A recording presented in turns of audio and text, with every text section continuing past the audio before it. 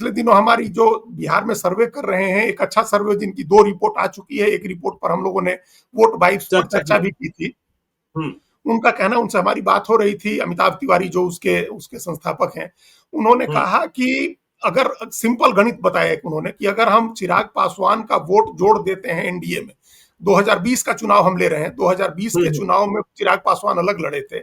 अगर चिराग पासवान को मिला हुआ 6.25% वोट हम एनडीए में जोड़ देते हैं और मुकेश सहनी की पार्टी को मिला हुआ वोट हटा देते हैं,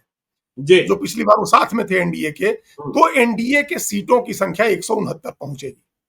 मतलब 169 पहुंचेगी अगर चिराग पासवान वाला वोट जोड़ दें और मुकेश सहनी का हटा दें।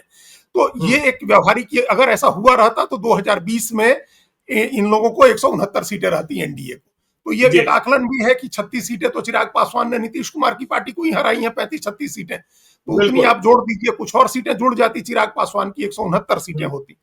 तो ये क्या यही आकलन को इस तरह का अपना सर्वे बीजेपी का भी है, जिससे उनको लग रहा है कि हम 160-170 सीटों तक पहुंचेंगे चिराग पासवान के जुड़ जाने और मुकेश सहनी के निकल जाने के बाद।